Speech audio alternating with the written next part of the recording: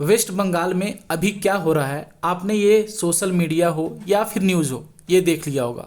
वहाँ पे violent protest हुआ है। वायलेंट कहने का मतलब है कि बहुत सारे दुकानें तोड़ी गई हैं। यहाँ पे 3 मौत भी हो चुकी है। बताया जा रहा है एक ही फैमिली के एक बाप और बेटे थे, उन दोनों की मौत हो गई। पुलिस जो है वहाँ पे कंट्रोल कर नहीं पा रही है। तो सवाल ये पैदा होता है कि आखिर कब तक ये हमारे जो भारत देश है उसमें अलग अलग जगहों पे ऐसे राइट्स होते रहेंगे। आप देखेंगे 150 arrested in Bengal, BJP allies Hindus fleeing home after Waqf violence. Waqf का जो ये बिल पास हुआ था उसके चलते कोलकाता या फिर वेस्ट बंगाल के मुर्शिदाबाद में ये वायलेंस शुरू हुआ। अब जब वायलेंस शुरू हुआ तो बताया ये जा रहा है लोकल्स के द्वारा कि कुछ आर्म्ड गैंग्स आ गए कहीं से और उन्होंने वायलेंस शुरू कर दिया। अब देखेंगे अभी के टाइम में अगर आप सिचुएशन देखेंगे तो क्या है, पूरी दुनिया आगे बढ़ रही है, लोग अलग अलग इशूज से परेशान है, पर भारत का जो ये इशू है ये ख़त्म होने का नाम ही नहीं ले रहा है। अभी का टाइम हमारे लिए बहुत ज़्यादा इम्पोर्टेंट है और ये हमारे बहुत सारे पॉलिटिशियंस भी कह चुके हैं और थिंक टैंकर्स जो है वो भी जानते हैं कि अभी का टाइम हमारे लिए बहुत ज़्यादा इम्पोर्टेंट है। तो अभी का टाइम हमारे लिए इम्पोर्टेंट क्यों है, इसका मैं थोड़ा सा आपको ओवरव्यू दे रहा हूँ। डोनाल्ड ट्रंप जो है वो सबसे जो लार्जेस्ट मैन्युफैक्चरर माना जाता है पूरे वर्ल्ड में, चाइना, उस पे लगातार टैरिफ बढ़ाते जा रहे हैं। तो अब जो कंपनियां हैं वो चाइना से बाहर निकल रही है। तो चाइना से बाहर जब निकलेगी तो उनको एक चाहिए डेस्टिनेशन जहां पे टैरिफ कम हो, तो वो भारत एक अच्छा डेस्टिनेशन बन सकता है।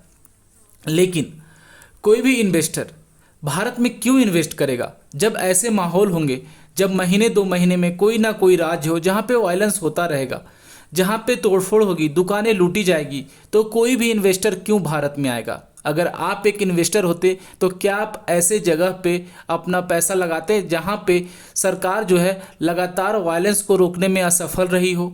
तो ये एक कलेक्टिव एफर्ट होना चाहिए पूरे स्टेट गवर्नमेंट का, सेंट्रल का, कि ऐसे चीज़ों से अपने देश को बचाएं। लेकिन ऐसा होता हुआ कुछ नहीं दिख रहा है। अब ये वायलेंस हुआ क्यों, आपको बता दें।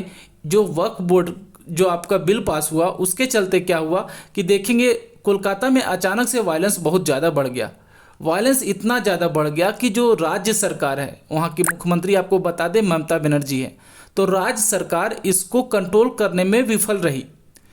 तब जाके कोलकाता हाई कोर्ट ने सेंट्रल से ये बोला कि आप अपने स्पेशल फोर्सेस जो है वो भेजें, मतलब सेंट्रल फोर्सेस को यहाँ पे बुलाया गया है। आपको बता दें अब मुर्शिदाबाद डिस्ट्रिक्ट में वेस्ट बंगाल का जो है वहाँ पे सीआरपीएफ डिप्लॉयड है। ये आप देख सकते हैं सीआरपीएफ जो है वो डिप्लॉयड वहाँ हो गया।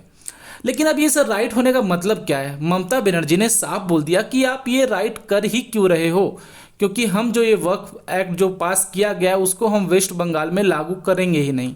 ममता बनर्जी ने साफ साफ बोल दिया है, लेकिन फिर भी ये राइट्स हो रहा है।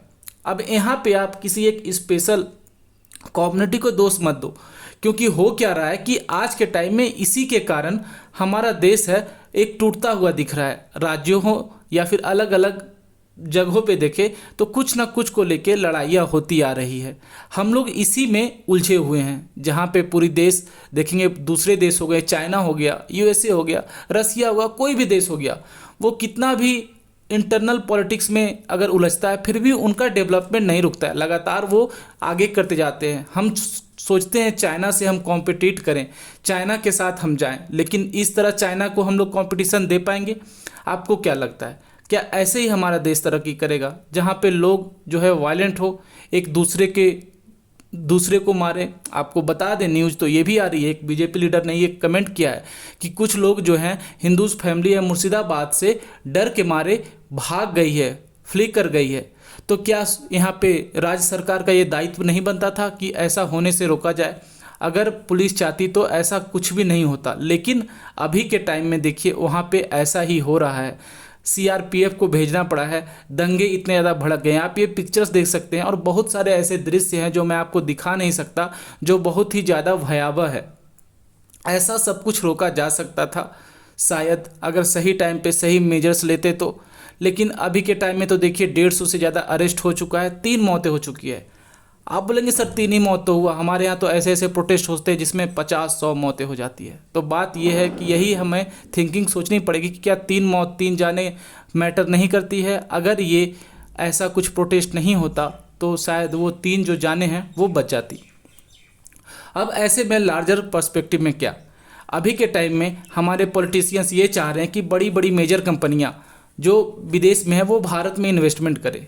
अभी रिसेंटली वेस्ट बंगाल में भी एक समिट हुआ था जहाँ पे बहुत सारे इन्वेस्टमेंट प्रपोजल आए थे, बताया जा रहा है बहुत सारे पैसे बंगाल में आने वाले थे। और हम चाहते हैं हमारा जो पूर्व कैपिटल है वो बहुत ज़्यादा डेवलप करे, क्योंकि जब हमारा हर एक राज्य डेवलप करेगा तो पूरा भारत डेवलप करेगा। लेकिन जब ऐसे सिचुएशंस, ऐसे सिनेरियो बंगाल से निकल के आएंगे तो क्या कोई भी इन्वेस्टर वहाँ पे अपने पैसे निवेश करना चाहेगा, जहाँ उसको ये भी नहीं पता है कि वो जो शॉप है या मॉल है या जो खुल रहा है वो सुरक्षित है या नहीं, क्या उसको लूट लिया जाएगा या फिर उसके पैसे डूब जाएंगे, कोई गारंटी नहीं है। तो ऐसे में कौन ही जो है यहाँ पे आपको देखेंगे वहाँ पे इन्वेस्टमेंट करेगा। और ममता बनर्जी सरकार जो है वो लगातार जो है इसमें अभी तक तो विफल रही है। अगर चाहती तो ये कंट्रोल रुक सकता था।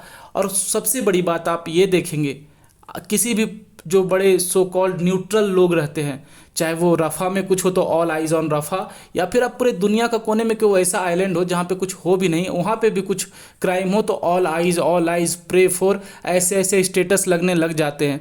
लेकिन जब अपने देश में कुछ ऐसा होता है तो सब चुप हो जाते हैं, क्योंकि यहाँ पे सबको बस पॉलिटिक्स दिखता है, इसमें फ़ायदा दिखता है कि चलो किसमें हमें कमेंट करने से, पोस्ट करने से हमें फ़ायदा है, नहीं है, बस यहाँ पे पॉलिटिक्स होता है। तो क्या हम लोग लगातार जो ऐसे बढ़ते आ रहे हैं, कहीं आप देखेंगे ये लैंग्वेज मत बोलो तो वहाँ पे किसी को मार रहे हैं, कहीं पे ये लैंग्वेज मत करो, मतलब जो हमें यूनिटी का कारण होना चाहिए, हमारे इतना डाइवर्सिटी है, हमारे पास अलग अलग लैंग्वेजेस है, अलग अलग रिलीजियन रहता है, इससे हमें एकजुट होना चाहिए, डाइवर्सिटी आता है। लेकिन हम लोग इसी के नाम पे बट रहे हैं और लगातार लोग ऐसे प्रोटेस्ट करते हैं, ऐसे एक दूसरे से लड़ते हैं, तो इससे हमारा देश का तरक्की ही रुकता है। आपको क्या लगता है कि इस सिचुएशन को हैंडल सही तरीके से किया जा सकता था अगर सही टाइम पे एक्शन लेते? क्या और भी बेहतर तरीके से सिचुएशंस को हैंडल करते? और क्या इन सब का इम्पैक्ट हमारे जो इंडियन इकोनॉमी पे होगा, इसका होगा? क्या इन्वेस्टर्स अब इन्वेस्ट करने से पहले सोचेंगे भारत में कि वहाँ का गवर्नेंस कैसा है? बात बात पे राइट हो जाता है, हर 2-4 महीने में कोई ना कोई राइट, कोई ना कोई भारत के रीजन में सुनेंगे ही। आप कमेंट सेक्शन में ज़रूर बताना, और उम्मीद करता हूँ आपको इससे रिलेटेड जो भी है थोड़ा बहुत इंसाइट तो ज़रूर मिला होगा। मिलते हैं अगले वीडियो में, तब तक पढ़ते रहिए, खुश रहिए। जय हिंद।